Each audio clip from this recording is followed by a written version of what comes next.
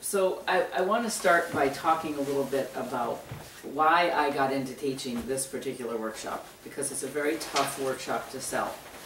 Not many people want to come spend 2 days talking about death, and they think it's going to be sad, they think it's going to be depressing, they think they're going to cry through the whole thing.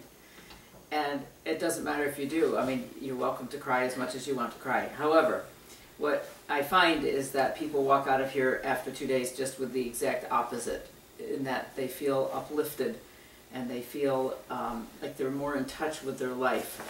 And there's a reason for that, and there's a reason why I chose to teach this. It's hard. I don't get full classes because people don't want to come. And so I keep looking at this and saying, how can I better market this workshop? So it's hard to describe what it is about. So, and the reason why people are not drawn to coming is because humans, by and large, have a huge fear of death. And it's really taught to us and handed down generation after generation that death is something unknown. It's something, if we don't know something, if it's this mystical kind of thing that we don't know, then we tend to fear that. And all the years that I've been communicating with animals, which for me professionally has been since 1987, but I've been doing this my whole life. And I'm going to discuss a little bit about how I come to sit here to talk to you about death, not as some kind of an expert, but I would say as somebody who's asking questions and who's deliberately seeking insight from animals, from humans, as to what this is about. Because truly there is nothing to fear, but we are taught by society that there are basic principles of death that nobody knows about, except for maybe a few higher ups in the church or higher ups in the spiritual sense that probably understand and guide us. So this is not an anti-church or anti-religious statement. I don't mean this to sound this way whatsoever. I think there's a place for religion and spirituality that is very important. But one of the things that's built into that is fear and keeping people afraid. Because if you have the ultimate control over people, if you control what happens to them, what they do in their lifetime to better themselves when they die, or so that you don't go to hell, to put it bluntly, if you do certain things, we're taught, if you do certain things and you stick to certain principles and you follow the rules and you're good, you will get to heaven. And if you don't, well, a lot of bad things are going to happen. So we tend to look at death then as being something like, whoa, this is like really bad. Yet here's the truth.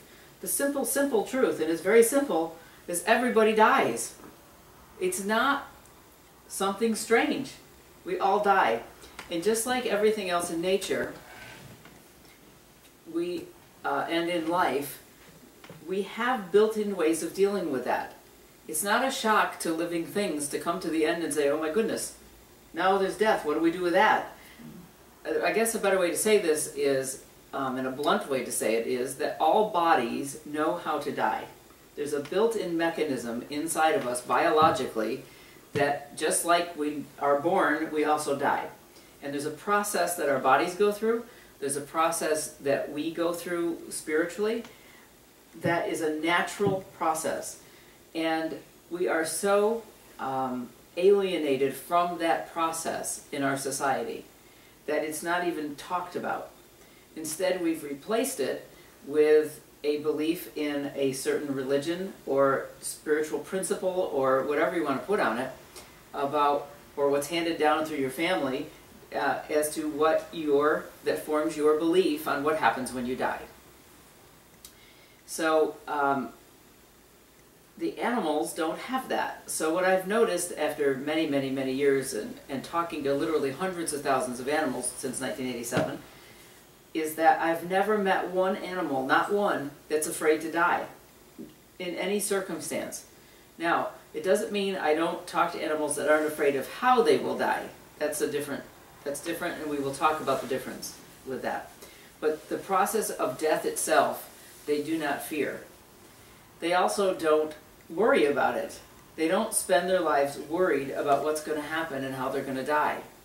There's also not any kind of social structure that they have that tells them if you better act a certain way or when you die bad things are going to happen to you. They're free from that.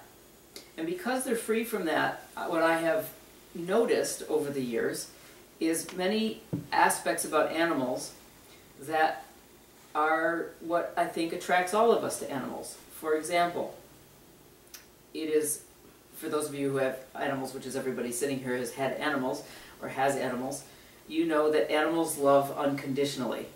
They absolutely love who they love, they don't worry about it, and they let you know it, and they show it, and they're free to show and express their love to you. I hear this all the time, and I'm going to go out on a limb here, because in the animal welfare industry, in the animal rescue, animal welfare, whatever, animal rights, there is a concept or a thought out there that, or the belief or the premise that humans are actually horrible and that animals love unconditionally and are actually wonderful. Now I believe that animals are wonderful and love unconditionally, but here's the thing that I have gotten from the animals all these years. So are humans. And we are no different than the animals are. Why would we be different? Why would this life form suddenly be different than the elephant or the whale or the dog or the cat or the bird or the flea? That's a tough one to go there, but it's true. So what makes humans different is we have bought into a notion or a belief or an understanding that not that we are better than the rest of the world, but actually we as humanity have bought into the belief that we are less than and we are separate from the rest of the world. And it doesn't seem that way at the onset of when you're looking at people doing all of these horrible things to animals and doing what we do. We're doing those because we're simply unconscious to what is happening. And if humans would become more aware and conscious of ourselves and also what the rest of nature expresses and feels, we would be the unconditional, loving beings that we are actually meant to be. Humans by nature, just like any of the animals, are meant, we are pre-programmed, and it's in our DNA to love unconditionally, to not be judgmental. That is who we are at our base and at our best. What's happened is that if you throw fear in there, strongly into the mix, and say, if you don't do things to this particular level, you're going to go to a bad place when you die. That is like a hammer hanging over the heads of humanity, and it dictates a lot of what choices we make, dictates a lot of what we do. So why did I choose a workshop on death and dying? Because it's not the only fear that humans have, but it's one of the biggest ones. Nobody wants to confront a big fear. Nobody likes to go into the unknown or to the uncertain and walk in and talk about it. But the very truth of the matter is there is nothing to be afraid of. So I'm not saying I sit here without my own fears, because I have lots of them. But the difference is to become aware of what your fears are, to become aware of what your beliefs are and how your beliefs generate or dictate your life. So I'm going to give you lots of examples of this, because what we tend to do as humans is we then look at the animal experience through our own belief system, and we put our values on them instead of listening to them. We do that with each other too. We don't listen to each other. So I hear this all the time, that humans are at the top of the chain, you know, because we communicate. And that's what makes us better. Animals can't talk.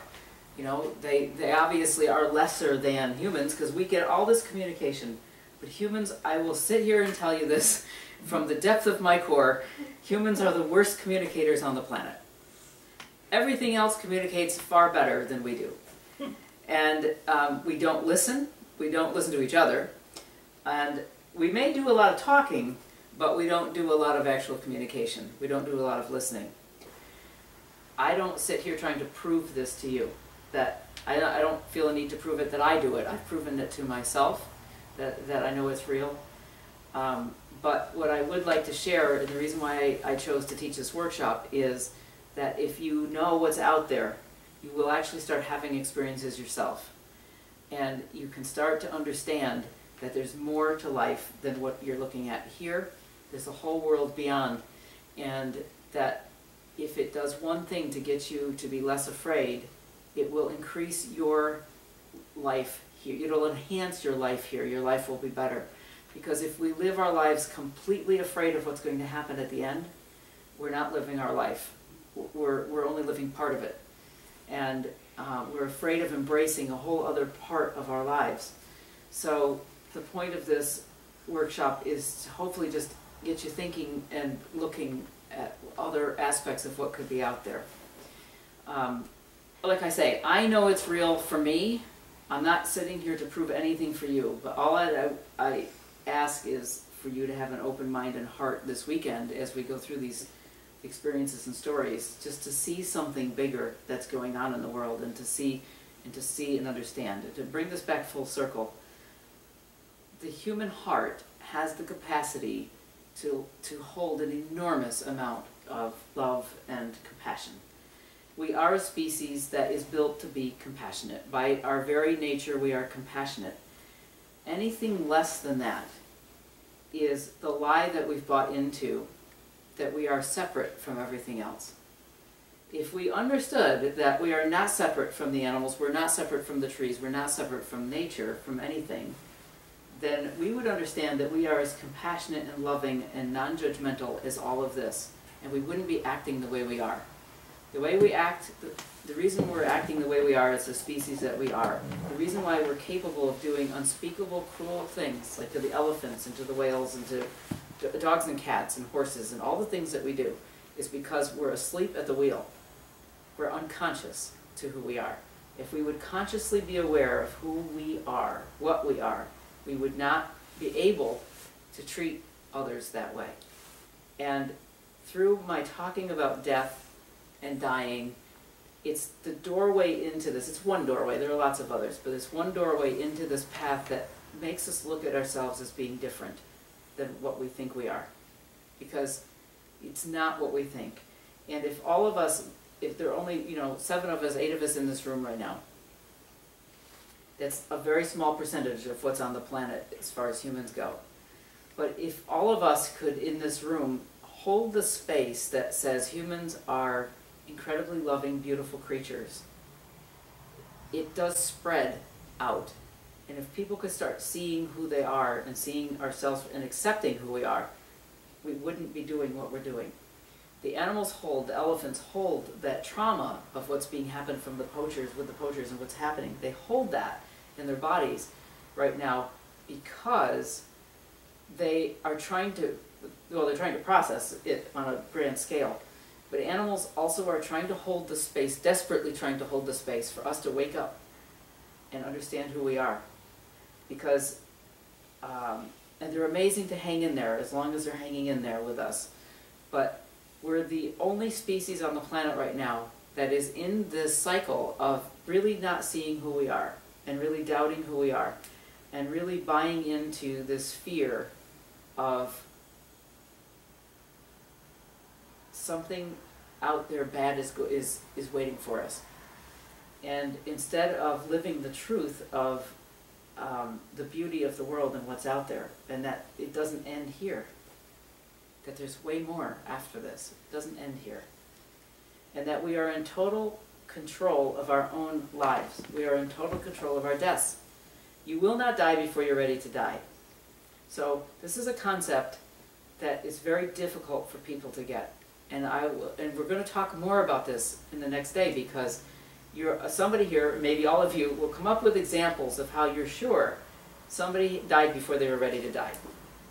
Because you've seen it. You've experienced it. Well, you have. You've experienced it from your perspective, but not necessarily from the being who left.